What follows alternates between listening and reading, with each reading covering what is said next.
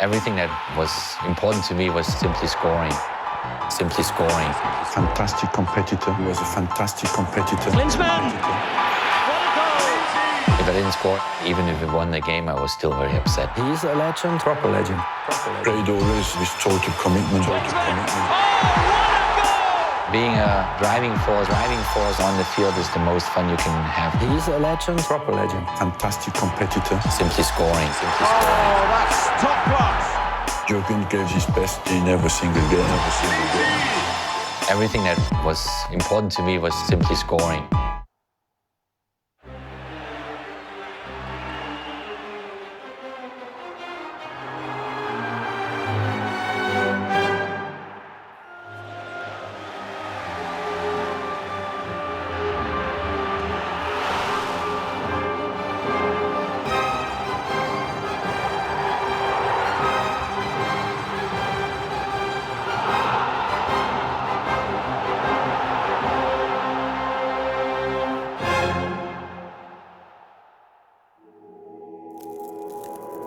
For me, it was just being a sponge. We like to learn all the time. And that's always fantastic for a coach to work with. Every chapter in my playing days was a type of a university. Every coach I had taught me something different. He was a traveler. He was an adventurer. I try to understand where my weaknesses were and how to fix them. He always became a better football player. That shows an exceptional intelligence. You are obliged to suck up everything you can, to be that sponge.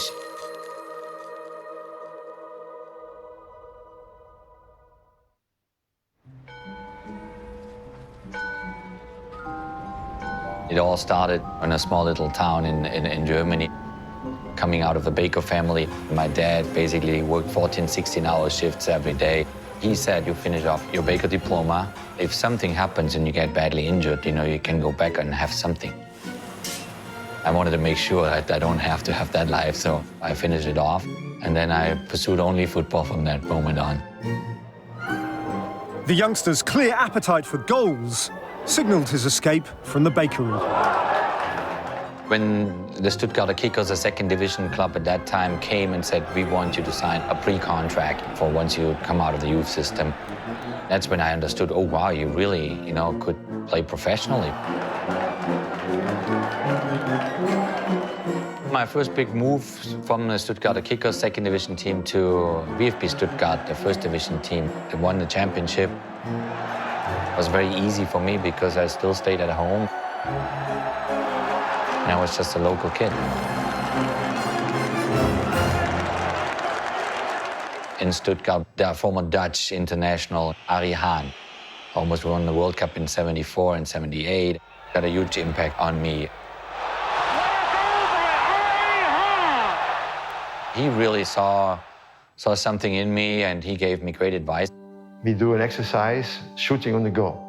And you run with the ball to the goal, and you try to pass the goalkeeper. And Jürgen shot always the time from outside the 16. There was no opponent, was nothing. So, and then after 3 times, I said to him, hey, are you afraid? No, I'm not afraid. He said, yeah, in my opinion, you are afraid. Try.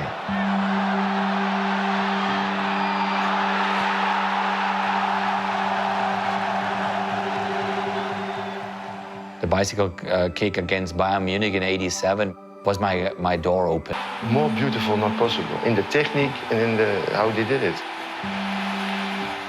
It was when Franz Beckenbauer sat in the stand in Stuttgart, watched this game, and a month later I played my first cap for Germany against Brazil. Definitely the most important goal in my career. 7 goals in 2 seasons under Hahn were enough to persuade national coach Beckenbauer to give the 23-year-old his chance. Franz Beckenbauer had a huge impact on me. He was just calm, and I could make this and says, but I trust you, no problem. Klinsmann's first national test was provided by the European Championships in 1988, hosted on home soil. '88 was a very special year to me. Obviously, the first big tournament with Germany. Klinsmann gives West Germany the lead. and then losing against Holland. It's going crazy for that tournament, and then you don't win it.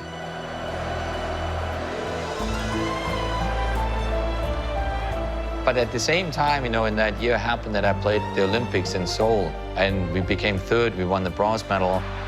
It was for me just like an eye-opener, because the Olympics told me there's more to it than just playing football. I met other athletes, and I saw how much effort they put into their sport that they love.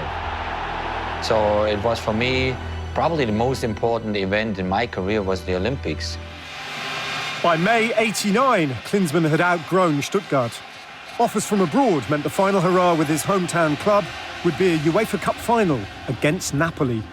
We had a very special Stuttgart team that we can do it. But there was one guy in the way. Maradona, when he decided to do it other ways, then he was just on a different level. When I had the offer from Inter Milan, Arihan said, you gotta go. There's nothing to learn anymore. You have reached what you want in Germany. Now you can go. Down in Italy, that's where your other teammates are, Matthäus, you know, Völler, Breme. But there's also Maradona, Careca, Alemão, Gullit, Van Basten, Rijkaard. You gotta go. So I packed my stuff and I drove down to Milan and opened up the next chapter. In Italy, the sponge would continue to soak up inspiration from another of the European Games' most revered coaches. My relationship was a father-son relationship with Trapattoni. He taught me an amazing amount of stuff. Italians are fanatics in tactics. He walked me around on the field, you know, to understand certain movement patterns, to understand certain defensive patterns, just for hours, you know, and all I wanted to do was scoring goals. For us Germans, it's a 4-3 that is exciting.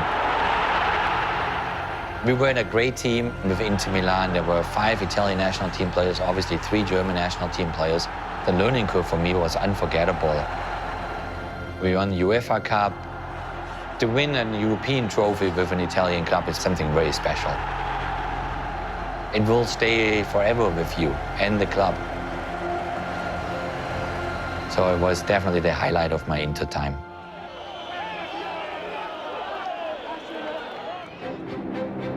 Just a year after leaving for Italy, Klinsmann's compatriots joined him in his new homeland for a defining summer, the World Cup of 1990.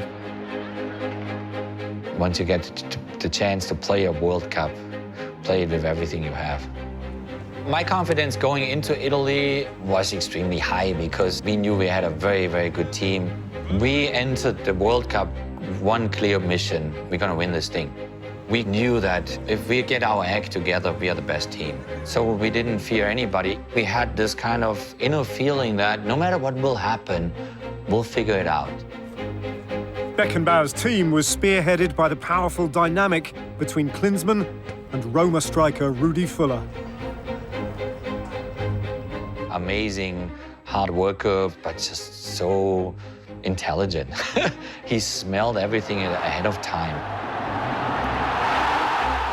I was more a type that needed to move around, to run a lot, to get all my energy out. He just let me run. He was better at sprinting and could cover a lot of ground. I was more skillful at solving tactical problems. But he knew what I was doing, and he knew exactly when there's the right moment now to connect. West Germany's last 16 game against another of the tournament's heavyweights, Holland, was shaped by the controversial red cards shown to Völler and Dutchman Frank Rijkaard. Rijkaard should have been sent off, not Rudi Völler. Yes, but strangely enough, although the red cards were bad for both teams, it was worse for the Dutch because it led to there being more space on the pitch. It hit them more than it hit us because they lost one of their top defensive players. Klinsmann's subsequent lone display against the Dutch was celebrated in the German press as an almost perfect individual performance. After a couple of minutes, I realized I have a lot of space here to run into, and I can start to terrorize this defensive line. That's how I grew probably to one of my best games in my career. Jürgen was just playing at such a high level and had this amazing capacity for running. He could easily outrun the defenders to get through for a strike on goal, which of course he did when he scored. Klinsmann! What a goal! It was an outstanding performance. The free-scoring West Germans cruised into the latter reaches of the tournament. The semi-final with England was back and forth. You're hitting the post. Both teams could have won it. The match against England was much tougher than the final against Argentina.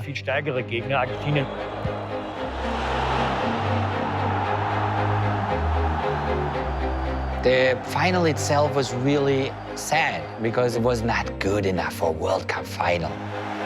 The dour encounter against Diego Maradona's Argentina in Rome was not without controversy, most notably an incident that would later haunt Klinsmann.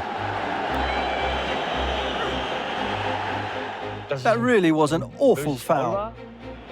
Reality was that the guy cut about 15 centimeter long cut next to my shin bone. It really hurt. Now, was the reaction a bit extreme? Probably yes, because when I saw it on TV, I said, oh my God, why are you going so up? But it was because he really hit me.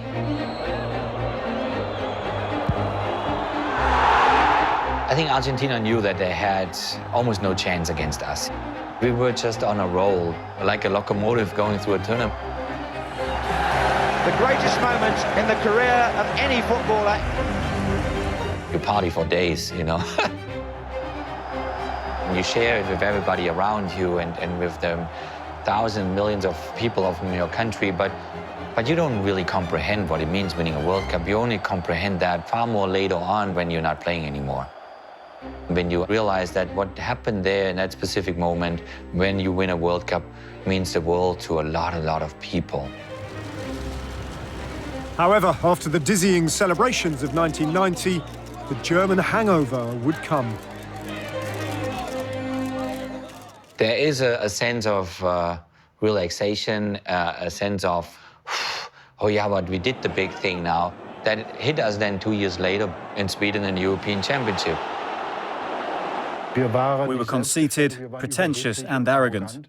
And clearly, we were supposed to win the European Championships. And then you lost against Denmark.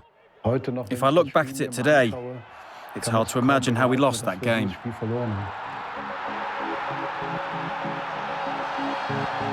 Klinsmann looked to erase the disappointment of Euro 92 with a fresh start at AS Monaco, whose young French coach showed him there was still much to learn, even for a World Cup winner. He had a big ego, but with a small ego, you don't make a big career. So it's as simple as that.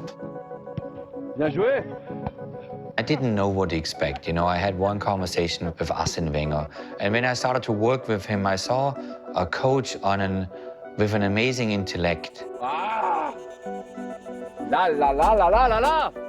Simply ahead of his time.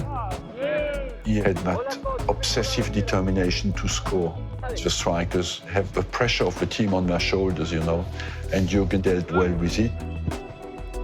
What I loved on Arsene is that he gave me a lot of responsibilities. The German's 19 goals in his first season led Monaco to second place in the French First Division in '93. But with champions Marseille later banned from European competition for match fixing, Monaco took their place and reached the last four in the '94 Champions League. The main reason why we lost that Champions League semi-final at AC Milan was that we were not mature yet. That summer, Klinsmann travelled with the German national side to the States to defend their World Cup crown. But the lessons of Sweden 2 years earlier clearly hadn't been learned. It was basically the easiest World Cup to win ever, because we were the only team in that World Cup that could have or should have beaten Brazil. Things aren't always logical in football. In '94, we actually had a better team than we'd had in '90. We just thought, no, we're Germany, we will go automatically to the final, and then we play the real game. There were 4 players there who really didn't give their all for the team, due to reasons in their private lives.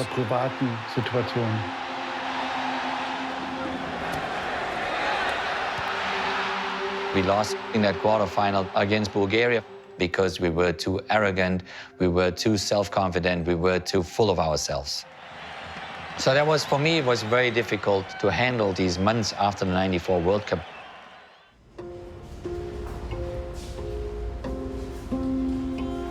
Restlessness gripped the free-spirited Klinsmann once more. Now 30, it would take another new beginning to ease the pain of USA '94.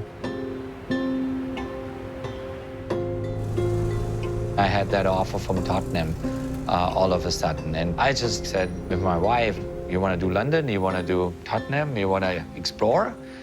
And we said, yeah, let's do it. When we first heard about Jürgen coming to the club, everyone was very, very excited. We'd all watched him on the telly, this blonde bombshell that was full of enthusiasm, big long strides getting onto balls and hitting shots. From the first seconds Jürgen walked into the club, he puffed his chest out, his blonde hair was waving all over the place, and he just said, let's play football. He settled very quickly. I don't know if you remember, but before the first game, the paper here accused him that he was a diver. And I had no idea, what do they mean? And I had to ask people, you know, and they said, well, they refer it probably to the '90 World Cup, you know, with the final against Argentina when they got fouled. But the main test is really just they provoke you because they want to see how you take it. So there comes the first game at Sheffield, and we drive up to the stadium, and the fans were receiving us with the bus with their signs, 5.8, 5.9. And I said, you know, and Teddy says, Jürgen, you score, we're all going to dive. And the first thing he did, he was a big, big dive. Oh, who's a diver? And he won everybody over. It was a way for him to say to the English fans, I'm here for a bit of fun, no hard feelings, whatever, you know, let's enjoy ourselves. The feeling was clearly mutual. Klinsmann... He came, he wanted to fit in, as simple as that. Teddy Schirmer, Gary Mabbott, other teammates, Darren Anderton, Nick Baum, they took you on the side and said, let's go and have fish and chips and have a beer. And I said, beer in daytime, are you crazy? There was a place in Walthamstow called Charlie Chan's. We used to go there after a game to chill out and have a few beers. And we said to Jürgen one night, after he'd just scored, do you fancy coming and have a few beers? And he was like, yes, yes, I will come. About 11 o'clock that night, Jürgen Klinsmann walked into Charlie Chan's and everybody couldn't believe it in there and had a fun night again.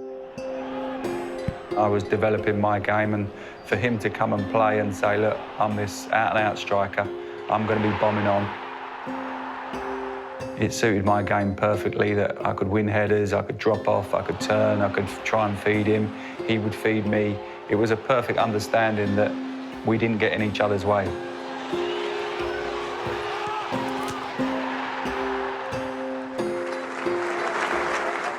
At the end of the season, he was the player of the season. They give you an idea how quickly he adapted to English football. And that's when I probably played the best club season of my life, without winning anything. Klinsmann netted nearly 30 times for Spurs in the best season of his life.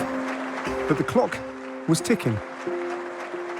I had an offer from the biggest club in Germany, Bayern Munich. Until that point, I haven't won a domestic title.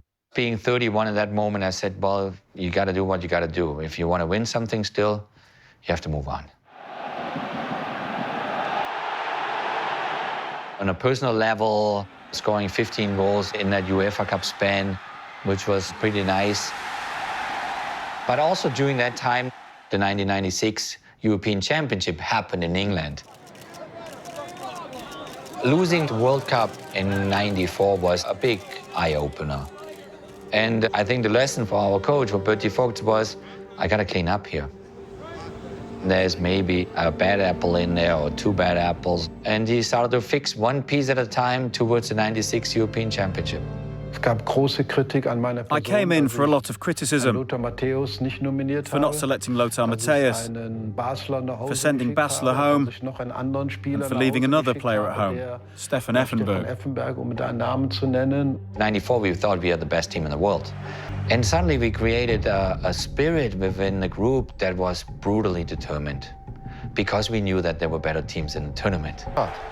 Normally, if you could not stand the pressure, you will never try to shoot with your outside. Never. This can you only try in that situation if you have an outstanding mentality. Jürgen contributed enormously, and we prepared them well for the kind of atmosphere. England is a unique, wonderful football atmosphere, for the kind of thing the players would have to contend with. He really did an amazing job as captain. The more emotional highlight was the semi-final. Jürgen Klinsmann was not 100% fit. He didn't play in the semi-final. I had to say, come on, Jürgen, you're not playing in the semi. We need you for the final. It was difficult breaking that to him. From a German perspective, it was the big game. It goes into a penalty shootout. You're in the lucky end of it, but you know right after the game it could have gone their way. Then we have to play against Czechoslovakia. We beat them in the group, so everybody expected that we win. And suddenly you start in your head, oh, now we can lose something. I was really happy for him. Here he was, achieving something special in his second home. The respect that we received from the English fans was something you won't forget. We even adopted the football coming home song. We brought it back to Germany and were singing it all day long, but not because of, God forbid, making fun, because we loved the song. More than any other song, we loved that song. To a brief return to Italy with Sampdoria and another season at Spurs before taking his bow at his third and final World Cup. I still scored okay amount of goals, but I already led into the '98 World Cup where I felt like, you know what, you are not the same anymore. I think it's time. Now with a helicopter pilot's licence in California, working under such a variety of coaches has granted Klinsmann a unique overview of the game. All of them really are teachers in a way that you as a student of the game, you are obliged to suck up everything you can, just to be that sponge. I was not surprised when he became a manager, no, because he had strong ideas, he had opinions, he had the good and the bad side of a German sometimes. When they have an opinion, they are right, you know. Having coached Germany, having coached Bayern Munich for a year, having coached the United States for 5.5 years, I started to realize, holy moly, how much is on your shoulders there. From humble beginnings in the German bakery, Klinsmann's open mind and free spirit have enabled him to live out a fairy tale career. The greatest success any footballer can have is becoming a world champion. He played a massive part in achieving that success. He just gave out so much warmth and love to everybody that he was great to be around. An absolute world-class player, world-class striker. He worked incredibly hard with his ideas and his future plans, and German football is still benefiting from that. I'm forever thankful to this amazing game, but I'm always thankful that I have a diploma as a baker, even if I don't practice it anymore.